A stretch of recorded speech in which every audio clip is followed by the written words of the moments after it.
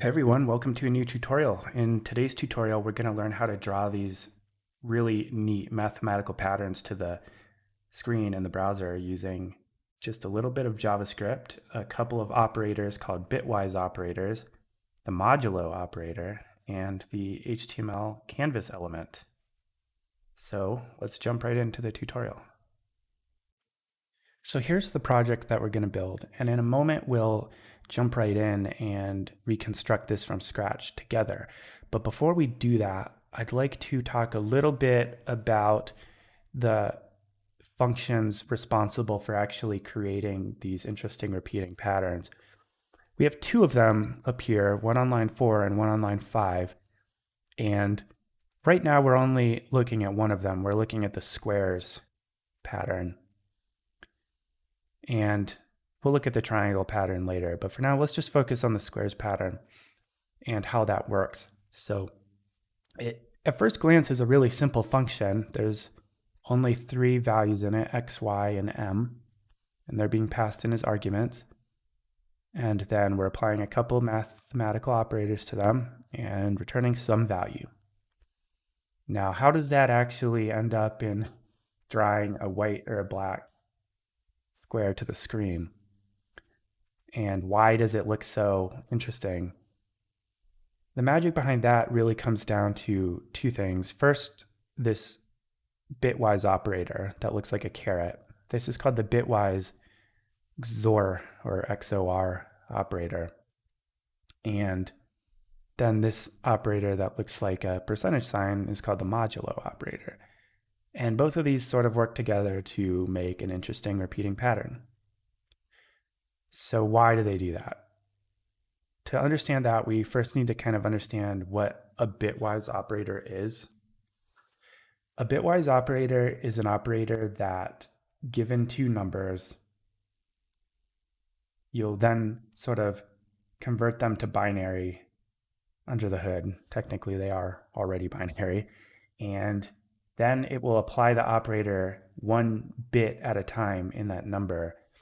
So in the case of this example where we have 179 and 122 as the input to the bitwise XOR operator, those would break down like this, where we have a series of ones and zeros for both of the numbers.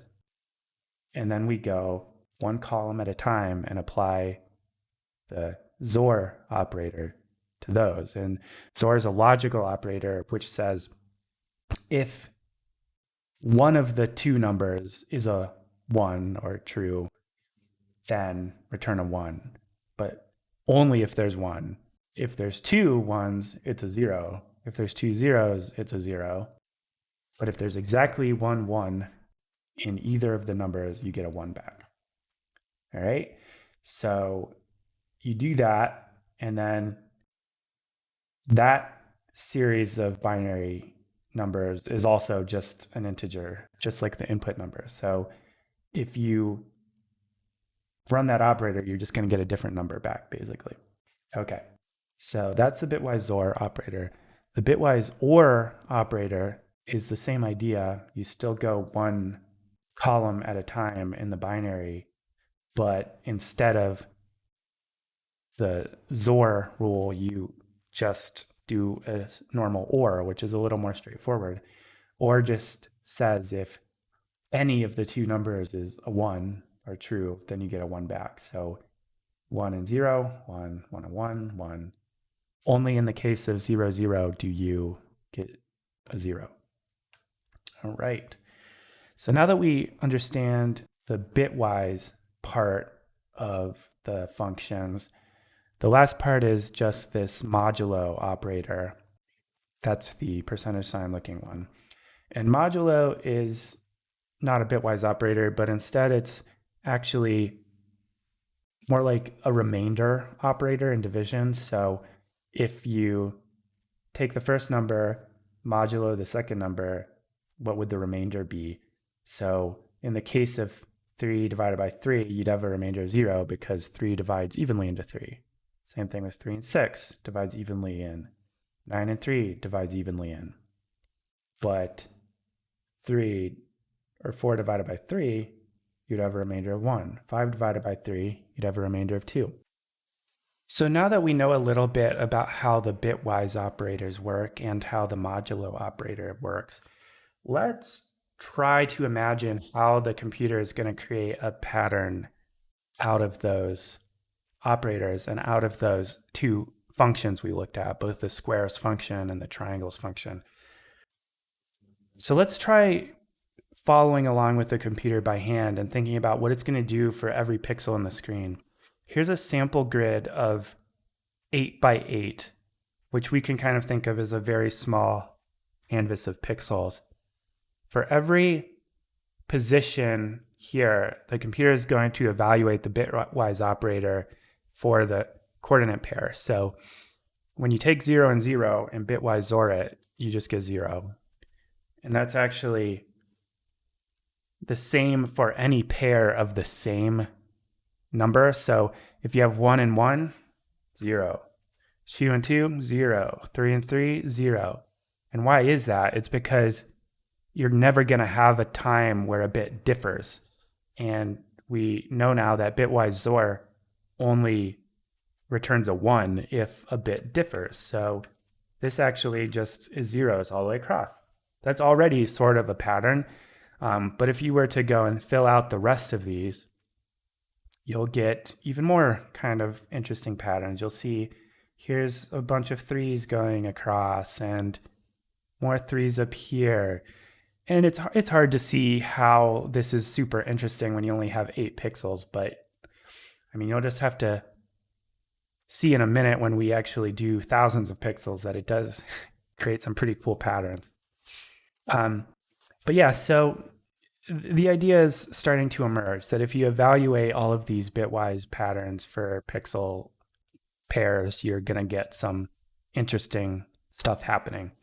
And then, of course, we still have our modulo operator that we apply in our function. And what that really does is just help us like pick out parts of the pattern to draw. So in our case, like what if we just wanted to draw on the screen everywhere that there's a 3, a 6, or a 9 or something, or everywhere there isn't? Well, we could use the bitwise, or I'm sorry, not the bitwise, but the modulo operator to sort of highlight positions here. So what if we were to apply modulo 3 to this grid? And essentially that just means adding the modulo to all of these cells. Well, now we're actually able to get something really interesting where we can say, each cell is either a 0 because 3 divides evenly into it, or it's not. It's got some remainder. And this is how we're going to decide whether to draw on the screen in a minute. We're actually just going to draw everywhere that there is not a 0. And we didn't really talk about the triangle function, but the triangle function works the same way, except it uses the bitwise OR instead. And that just ends up resulting in a different pattern, which happens to be a bunch of triangles. So yeah, let's dive in and start applying this in code. All right, it's finally time to start writing some code. And since we're going to re-implement this from scratch, let's create a new sandbox on Code Sandbox. You can use this vanilla template, which will very conveniently give us a JavaScript file, a CSS file, and an HTML file to work with.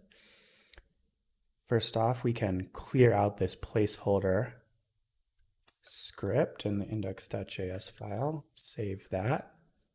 And then going into the index.html file, we need to give ourselves a script element to work with, or I'm sorry, a canvas element to work with.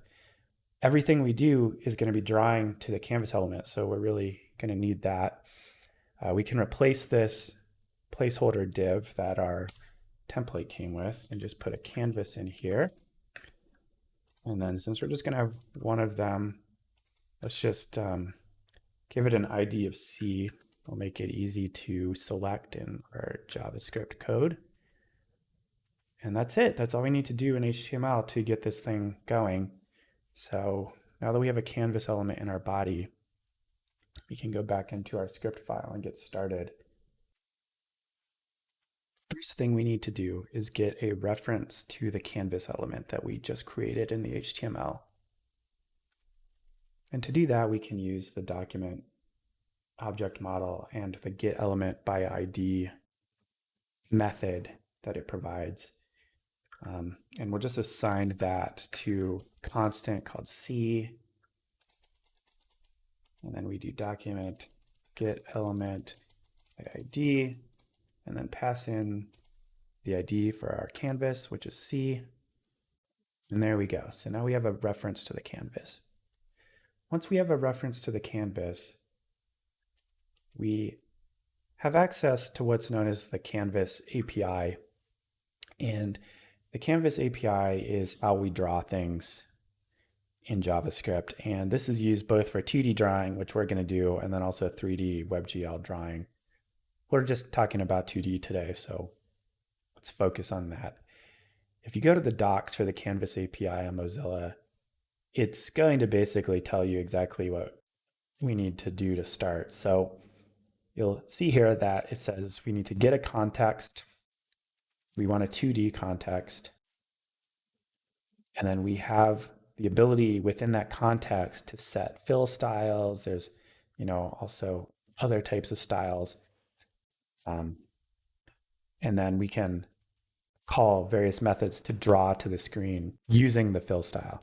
So we're actually going to use exactly what's here in this demo. So we're also going to set a fill style. In our case, let's make the fill style black. First, before we do that, we need to create a reference to the context on the canvas. So let's do that first. Do context ctx equals C,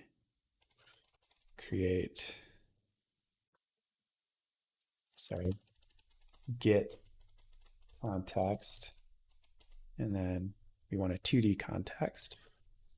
All right, and now that we have the context, now we can set that fill style. And we'll use black for our fill style. And so what do we want to draw? Why don't we set our entire background to be black? To do that, we need to draw a rectangle that covers the entire canvas, basically. So let's do that. But first, we have a problem, and that's that our canvas doesn't cover the entire screen. In order to make that happen, we can use JavaScript again to get the height and width of the screen using window.innerWidth and window.innerHeight.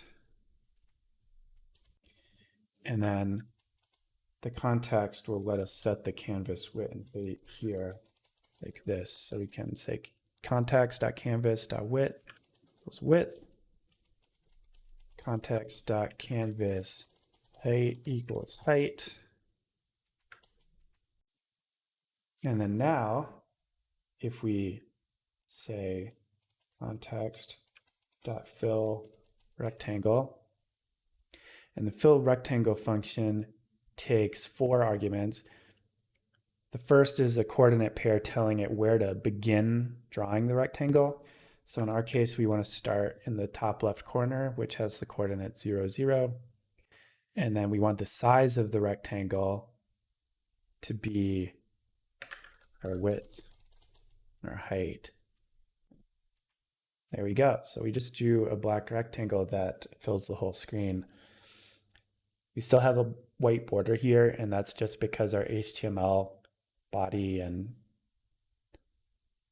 maybe the HTML tag has a margin and padding on it. We can go and reset that real quick. So in our CSS, we can say body and HTML, margin 0, padding 0, save that. There we go, no more border. All right.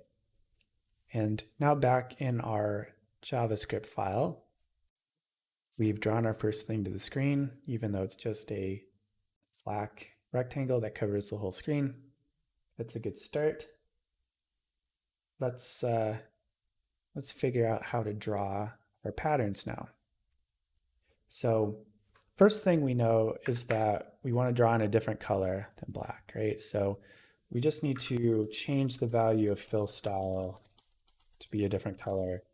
Let's just start with white for now. You can obviously play around with different colors to make this look cool and kind of come up with your own designs, but we'll just use white.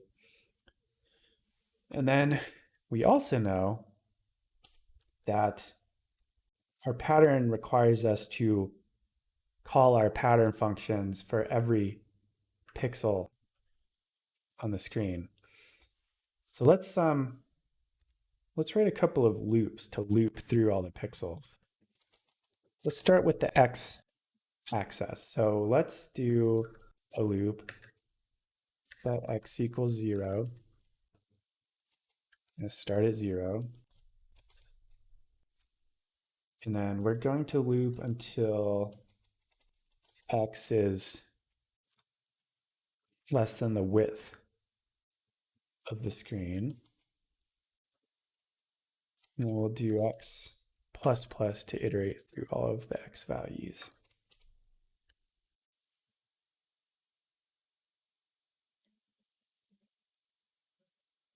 And yeah, we don't want to have a semicolon on the last bit there. All right, so that's our first loop. This will allow us to loop through all of the x's. If we console log the value of x in here, we can see that that is happening.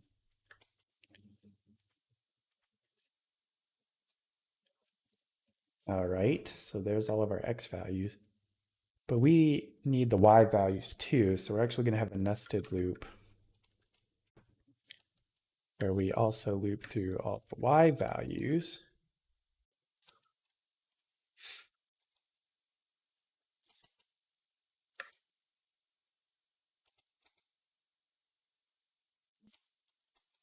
And this time, we want to go up to the height of the canvas.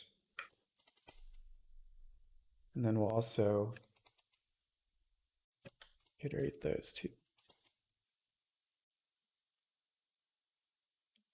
And don't worry about these error messages. This is just because of Code Sandbox is evaluating like while we're in the middle of typing. So you can clear all those out.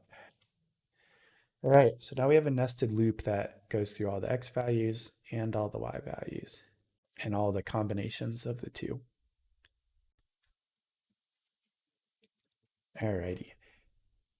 So we know that we need to draw inside this loop. So let's start there. Let's draw another rectangle. And this time we'll draw at whatever position we're currently at in the loop, so x and y. And then we can draw a single pixel in white. That's going to result in the whole screen going white, right? Because we're just drawing one white dot at every single place on the screen. And that is cool, but it's not our pattern. So how are we actually going to get our pattern in here? First off, let's actually add our pattern functions. So if you remember, we had the squares.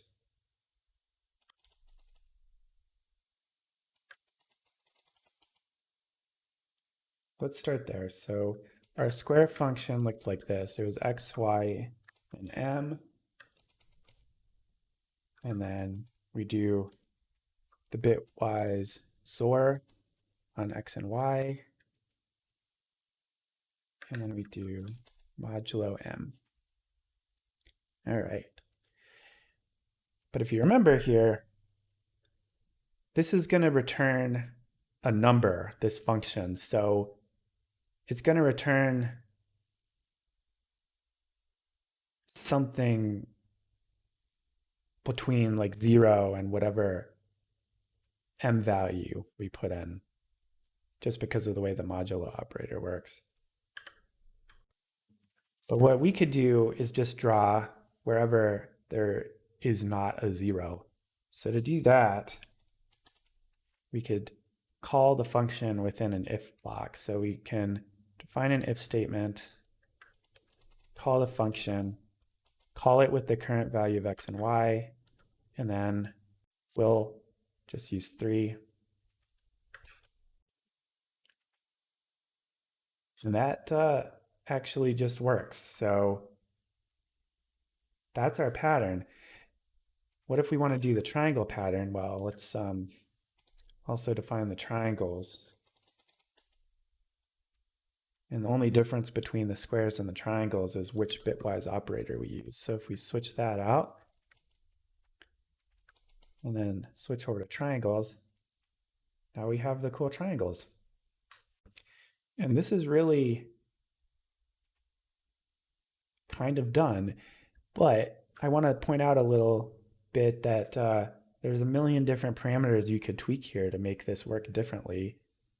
For example, what if you wanted to make these pixels a little bit bigger instead of having, kind of very fine granular designs? Maybe you want to have each dot be, like 4 pixels in size. Well, you can do that just by changing our loop up a little bit. So instead of going 1 pixel at a time, we can go 4 pixels at a time. And now it's drawing a white dot only every 4 pixels, but you could also make your dots bigger by increasing the size of the fill rectangle call. So if I increase those to 4s, now we're drawing every 4 pixels will draw a 4 by 4 square, and that makes things look a little different. We can do the same thing with the square design. You can also tweak the value of m. So if you remember what m does, it just gets fed into the modulo operator, and the modulo operator returns 0 if the result here is evenly divisible by m. So you can obviously make things look a lot different just by playing with this. And it's kind of interesting how different things can look. Like 4, it's always false, and that's just because of the nature of the patterns. And 5 is different than 3, and 6 is different than. It's really just amazing all the different patterns you can get by feeding different numbers in here. And I don't know enough about the math to explain why that is, but it's something you can play with and come up with really cool different patterns. And what m does also is very different depending on which pattern you're using. So if you use the triangles pattern, you're going to get different things yet. So 3, 4, 5, 6, 7, 8.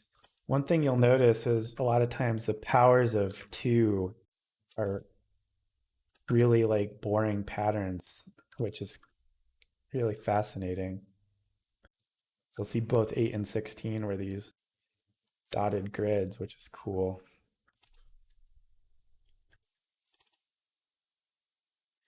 So yeah, just play around with it. You can also play around with the colors. So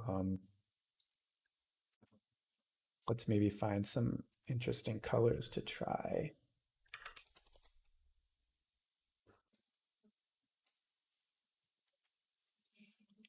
I'm going to load up a different palette to use, and we'll feed in some numbers here. So let's try this shade of green. Looks pretty cool. We could change up our background color as well. All I'm doing is changing these fill styles.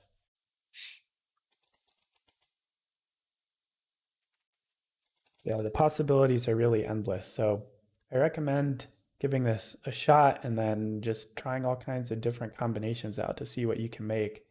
It's a lot of fun. It could be useful for a neat background or something. You can also animate this. So I can show you really quickly how I would animate this. Before we animate it, let's take all of this code here and put it inside of a function. So we'll make a function called draw, and then take all of the code responsible for drawing to the screen. Put that here, which of course results in nothing happening because we still need to call the draw function. As soon as we call it, it fixes stuff. Now that we have the drawing code in a function, one thing that we could fix would be the fact that since we only called draw once and we feed in the inner width and the inner height to set the size of the canvas, if we were to expand the viewport, it's not gonna fill in the new white space. We can fix that pretty easily now just by adding a event listener to the resize event.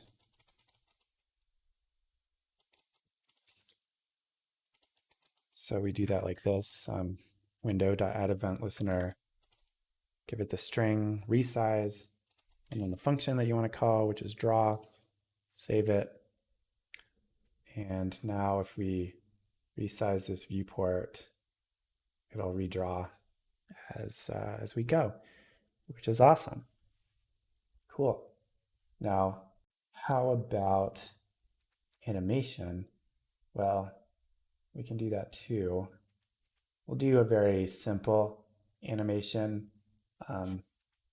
Ideally, we'd probably want to use request animation frame or something, but what if we just want to sort of change the pattern every couple seconds or something? We can do that a little bit easier using set interval. So let's try calling this draw function within a set interval. So we can use set interval, and set interval takes a function and a time. So let's say every 2 seconds, we want to draw. And now it's drawing every 2 seconds, but it's pretty boring because it's just drawing the same thing every time. Well, we already know that we can draw different things by providing a different value for m to our drawing, to our mathematical function up here. So let's try that. I'm just going to copy and paste a function I wrote to create random numbers between a min and a max. So this will give you a random integer between the min and the max. And then we can use that to get a random number for m. So let's say constant m equals get random int, and we'll do between, let's see, 3 and 13 seemed pretty interesting for us. Pass that into the draw function, add that here as an argument, and then replace the hard-coded value we had down there. Save it. I might need to refresh first. And there we go. Now every 2 seconds, you'll get a different cool pattern.